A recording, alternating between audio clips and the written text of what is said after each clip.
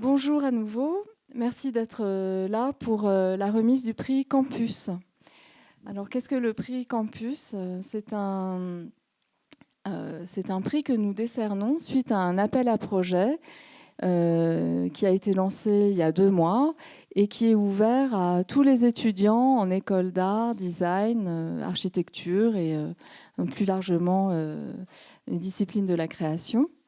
Donc on a communiqué cet appel à projet auprès des écoles par différents réseaux. On a privilégié aussi les écoles plus de la région de Villard-d'Arène. Et l'appel à projet avait pour thème être, chose, lieu. Et c'est un petit peu ce sont 3 mots-clés du forum Pays de la Meije, 3 mots-clés aussi du forum design en général, de ces questionnements. Donc réfléchir sur les êtres, être près des territoires, donc réfléchir sur les lieux. Et puis les choses, c'est un petit peu ce qu'on n'arrive pas forcément à bien définir, à bien dénommer. Ça peut relever de l'étrange, du surnaturel. Voilà, c'est un terme comme ça qui est un peu plus flou et qui ouvre une porte vers autre chose, justement. Cet appel à projet a été lancé il y a 2 mois et le 7 juin dernier, un jury composé de personnes complètement indépendantes s'est réuni. Donc vous le voyez ici, il était composé de Thomas Barra, qui est un designer basé à Lyon et qui travaille beaucoup avec l'atelier Emmaüs. L'atelier Emmaüs, donc, qui est un organisme, une association qui dépend d'Emmaüs, qui est à Lyon également, et à partir d'objets de récupération, qui travaille sur de nouveaux objets, qui travaille le design. Et donc, avec le grand public, il y a aussi un travail d'insertion sociale. Et donc, Thomas Barra, qui est designer professionnel, travaille avec l'atelier Emmaüs dans ce cadre-là. Il y avait également Caroline Bouige, qui est la rédactrice en chef de la revue Étape, qui est notre partenaire pour le forum et particulièrement pour le prix Campus, puisque les projets des lauréats seront publiés dans le numéro spécial diplôme qui sortira en novembre prochain. Il y avait également Patrice Chazotte qui a travaillé au Centre Pompidou, qui s'occupait de la médiation culturelle, du service des publics, et qui aujourd'hui prépare la candidature de Clermont-Ferrand, capitale européenne de la culture 2028. Dans ce jury était présent également Gabriel Fontana, qui est un ancien lauréat Campus pour l'édition 2018. Un Français qui a étudié à Eindhoven Academy aux Pays-Bas et qui continue sa carrière aux Pays-Bas actuellement en tant que designer freelance et enseignant. Il y avait également Paola Leitão, qui est une franco-portugaise qui s'est installée définitivement au Portugal il y a presque 20 ans et qui est directrice de projet de production à l'atelier Joana Vasconcelos, qui est une grande artiste portugaise. Et donc moi-même, Marie-Hélène Fabre, qui m'occupe de tout le volet campus pour le Forum Design. Une dernière précision pour cet appel à projet, qui était ouvert à tous les étudiants et jeunes diplômés 2020-2021. Le thème était général. En revanche, les candidats devaient répondre dans une des 3 catégories. Catégorie éditoriale, donc tout ce qui relève plutôt de l'objet éditorial, du récit. Catégorie process et catégorie prototype. Et donc, nous avons 3 lauréats ici présents. Élise Guerrier, Anna-Louz Peyot et Daniel Cadot, qui ont travaillé en binôme, et Julie Everaert, qui vont vous présenter chacun à leur tour leur projet. Et à la fin de ces présentations, nous leur remettrons symboliquement un prix, puisque le numéro d'étape n'est pas encore sorti, mais voilà, nous leur remettrons un prix symbolique. Et excusez-moi de l'oubli, ces 3 lauréats ont gagné chacun un prix de 500 € voilà, un bon départ dans leur jeune vie professionnelle, et donc la publication dans le magazine Étape, comme je viens de vous le dire. Maintenant, je laisse la parole au lauréat et d'abord à Élise Guerrier. Bonjour, du coup je suis Élise Guerrier. Je viens d'être diplômée de l'ESA d'Amiens, d'un master en design graphique. Et mon projet s'appelle Ecto OAST. Je ne sais pas si on peut avoir la vidéo. Donc ce projet s'intéresse à l'utérus artificiel, qui est une technique de procréation hors du corps humain. En fait, c'est une technique qui intéresse les scientifiques depuis les années 60, mais qui pourtant aujourd'hui est toujours considérée par le grand public comme une problématique futuriste, alors qu'en fait c'est une question de bioéthique qui est toujours actuelle. Donc pour ce projet, j'ai voulu sensibiliser le public et faire comprendre toute la complexité qu'une telle technique implique et anticiper ce que pouvait donner cette technique dans la société. Et donc j'ai voulu en donner différents points de vue. J'ai mis en place sous la forme d'un observatoire et de documents fictifs un dispositif qui s'inspire du mouvement de design fiction. J'ai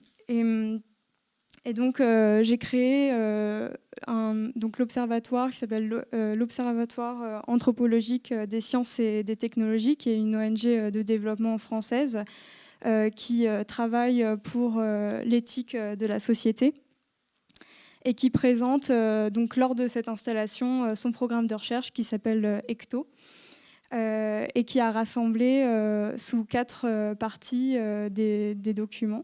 Donc la première partie s'intéresse à une série d'objets connectés prénataux qu'une entreprise allemande aurait créés et qui permettrait en fait de pallier à l'absence de liens charnels et affectifs entre les parents et le fœtus lors d'une grossesse extra-utéro.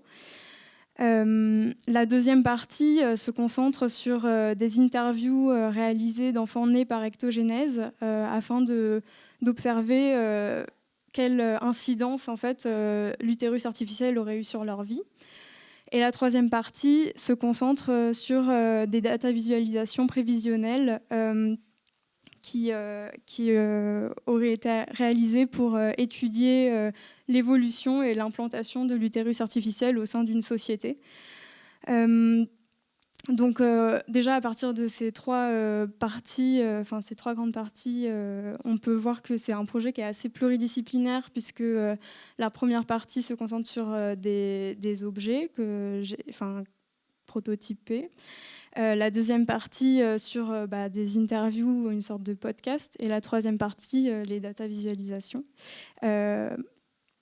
Et donc ce projet soulève des enjeux politiques, sociaux, anthropologiques et éthiques. Et en fait, c'est pour ça qu'il m'a semblé important de ne pas influencer le spectateur dans son opinion sur l'utérus artificiel. Et donc j'ai mis en place mon parti pris graphique était de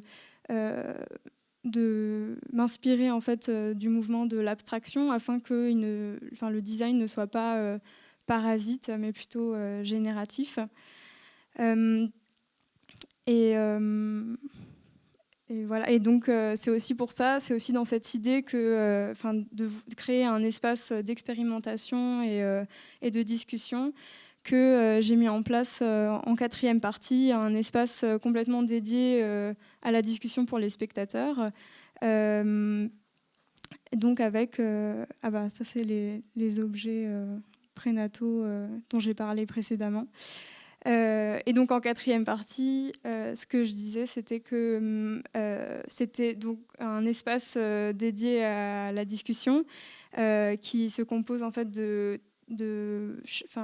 d'assises modulables et d'un questionnaire sous forme de carte qui pose les questions pour lancer de la discussion aussi à partir du scénario dans lequel les spectateurs ont été plongés durant l'installation.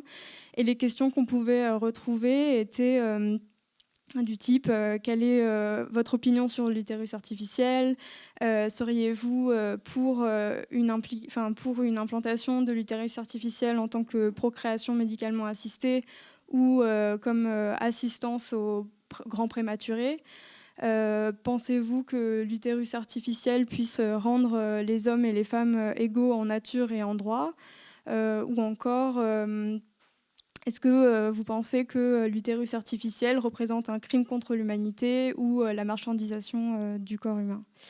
Voilà, c'était pour ma présentation. Merci.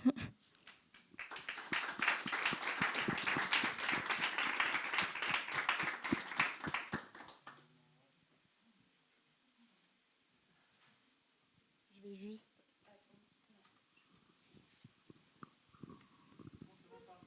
Ça marche? Ça marche? Ah, ça marche. Je vais juste attendre le support. Donc bonjour, Anna-Luz Pueyo et Daniel Cadot. On est tous les deux étudiants en fin de parcours à l'ENSI Les Ateliers, qui est une école de création industrielle à Paris.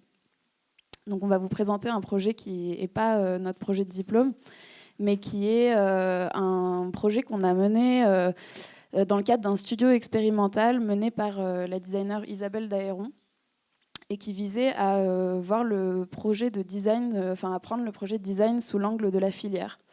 Donc en fait, on faisait partie d'un groupe qui travaillait autour des filières de réemploi des huiles usagées, parce qu'en fait, on sait que les huiles usagées sont pas souvent réemployées ou sont pas souvent réutilisées dans le cadre du domestique comme dans le cadre de la restauration. Et du coup, nous, notre rôle, c'était vraiment de trouver des gisements d'huile usagée et essayer de créer une filière autour de cette matière-là pour son réemploi. Et en fait, nous, on s'est très vite intéressé à la saponification, qui est la technique qui permet de fabriquer du savon et des produits de nettoyage à partir d'huile. Et donc, on a créé toute une filière autour de une filière de saponification à partir d'huiles usagées. Et donc, l'idée, c'était... en fait, ce point de départ, donc ce projet, il a eu lieu au moment de la pandémie. Et du coup, on avait trouvé un lien assez direct entre les restaurateurs qui mettaient tous la clé sous la porte et le besoin de se laver les mains de plus en plus souvent. Et donc, il y avait comme ça un parallèle assez naturel qui s'est fait entre l'huile et le savon. Et donc, en fait, on est allé très vite à la recherche de restaurateurs qui acceptaient de nous donner leur huile pour qu'on puisse commencer à expérimenter. Et on a trouvé aussi très vite un partenariat, en fait, une coopération avec une association qui s'occupe de l'occupation, qui fait une occupation temporaire d'un lieu à Paris. Donc, c'est un tiers-lieu qui s'appelle les 5 Toits. C'est une ancienne caserne de gendarmerie dans le 16e arrondissement qui accueille 250 personnes exilées, un restaurant solidaire, un pôle vélo, une épicerie solidaire, des ateliers d'artistes, et où notamment il y avait 2 savonnières artisanales professionnelles qui nous ont aidés en fait, à commencer à expérimenter. Donc nous, en fait, c'est dans le cadre de ce partenariat avec l'association Aurore et ce lieu des 5 Toits à Paris qu'on a commencé à expérimenter autour de cette saponification à partir des huiles usagées. Et donc, en fait, l'idée, c'était vraiment d'impliquer en fait, dans des ateliers de saponification collective les résidents de ce lieu-là. Et donc, de créer toute une filière qui implique ces acteurs, donc ces gens qui vivaient dans ce lieu, et leur apprendre aussi des techniques que parfois ils connaissaient déjà, parce que le savon noir, c'est une technique qui existe dans beaucoup de pays, qui s'est fait traditionnellement dans beaucoup d'endroits du monde, et donc des fois, en fait, on n'apprend rien aux personnes, mais l'idée, c'était de créer comme ça une dynamique autour de ces ateliers qui permettent de générer de la valeur à partir d'un déchet. Donc là, en fait, on a mis en place en fait un système graphique qui permet de prendre en compte en fait la diversité des cultures et des langues au sein des 5 toits, afin de communiquer sur le projet et de permettre aux gens de se sentir impliqués, et ainsi que plusieurs objets qu'on a envisagés afin que les résidents puissent eux-mêmes conserver leurs huiles usagées, les mettre dans un bidon de collecte. C'est un peu ce qu'on voit sur les pictos de gauche. Et ensuite que cette huile puisse être acheminée vers des ateliers de saponification où les résidents pourraient participer. Et en fait, l'idée, c'était aussi que ce savon, il soit vendu ou distribué dans l'épicerie solidaire, pour qu'il y ait ce système de cycle et de réemploi continu, en fait. Et en fait, le projet, il a vraiment commencé avec la matière. C'était comment figer cette matière d'huile. Et en fait, donc on s'est très vite penché vers le savon solide en mélangeant de la soude caustique, de l'huile et d'autres ingrédients. Donc on est très vite arrivé à cette matière qui est très très malléable. Et donc voilà, ça c'était les premiers prototypes qu'on a fabriqués. Et donc là, c'est le savon solide, mais en fait, qu'on ne peut pas vendre tel quel, parce qu'en fait, c'est des huiles usagées, on ne connaît pas leur, leur, euh, leur provenance précise. Donc en fait, ces savons, ils vont être déclinés en lessive avec un système de relargage, c'est-à-dire qu'on vient enlever le surgraissage du savon pour ensuite faire une poudre qui peut être utilisée dans des machines à laver, et aussi pour faire du savon noir avec cette fois-ci de la potasse. Et donc là, le savon, il serait sous forme plutôt liquide.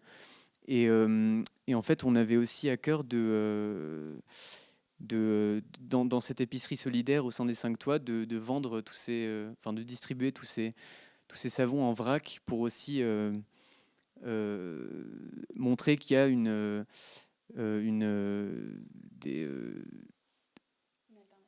alternative aux produits qu'on trouve dans le commerce, qui sont industrialisés, tels que le savon noir en spray, où on met plein de produits chimiques pour éviter qu'il y ait des différentes phases de liquide dans les bouteilles. Et en fait, c'est pas nécessaire, et c'est très mauvais pour l'environnement, aussi bien parce que c'est du plastique que avec les produits chimiques qu'il y a dedans. Et là, actuellement, en fait, on est encore en train d'élaborer les recettes aux 5 toits. Et on est en train de commencer à animer des ateliers de savon, en fait, avec des résidents et des gens de l'extérieur, pour voilà, essayer de commencer à faire ça. Et c'est pas évident, pardon. Mais parce qu'on n'est pas chimiste non plus, du coup, ça peut être un peu explosif. Mais ouais. Mais ça permettait aussi, juste pour terminer, de créer du lien avec le quartier, parce que le 16e, c'est un arrondissement qui ne côtoie pas souvent des populations en difficulté. Et du coup, l'idée de ces ateliers, c'était aussi vraiment de créer du lien social par le faire.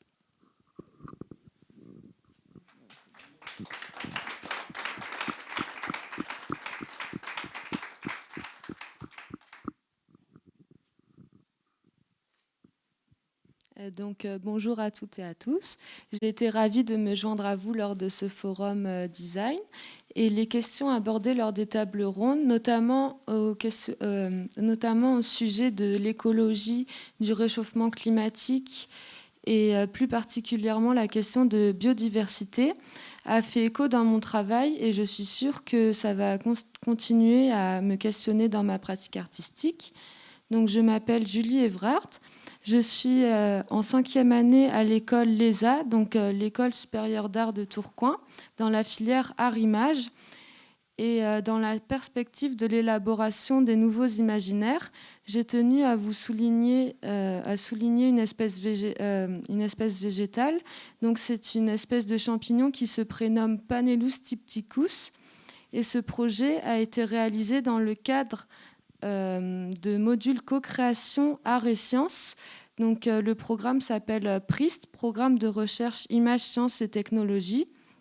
Et en fait, ça nous amène à collaborer avec des élèves ingénieurs de l'école Polytech Lille.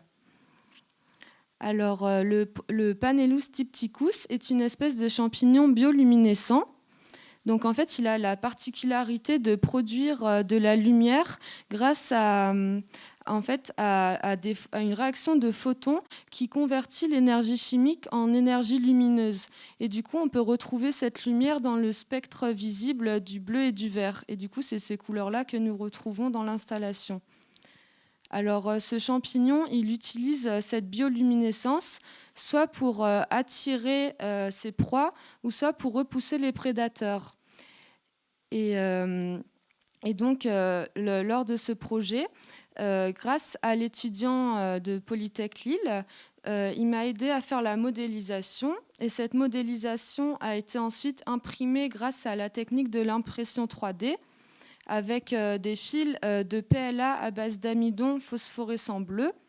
Et en fait, quand le spectateur arrive face au champignon, grâce à des capteurs de présence, le champignon active son effet bioluminescent. Et quand le spectateur repart, le champignon s'éteint. Et en fait, il y a une ampoule UV qui vient recharger cet effet de phosphorescence.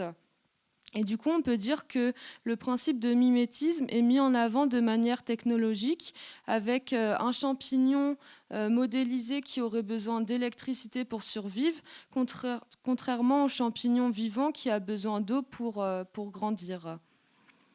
Et dans cet appel à projet être, chose, lieu, je me suis plus concentrée sur le premier mot, donc être, pour mettre en dualité la nature et l'artificiel et notre perception avec les êtres végétaux, l'être vivant, l'être humain, l'être artificiel, l'être technologique. Ensuite, il va y avoir une vidéo présentative de ce projet que j'ai réalisé pour que vous le visualisez mieux.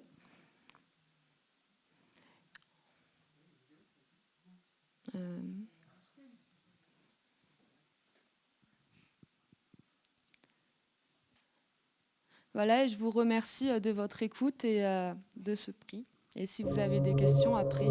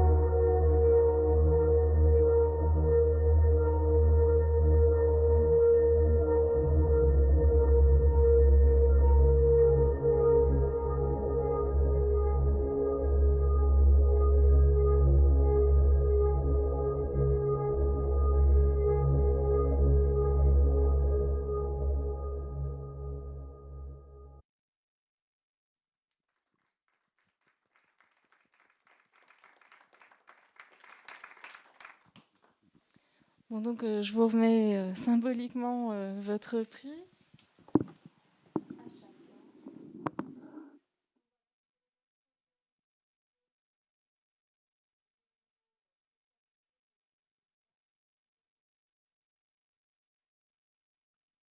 Je disais que les lauréats auront leur projet publié dans le numéro spécial diplôme de la revue Étape.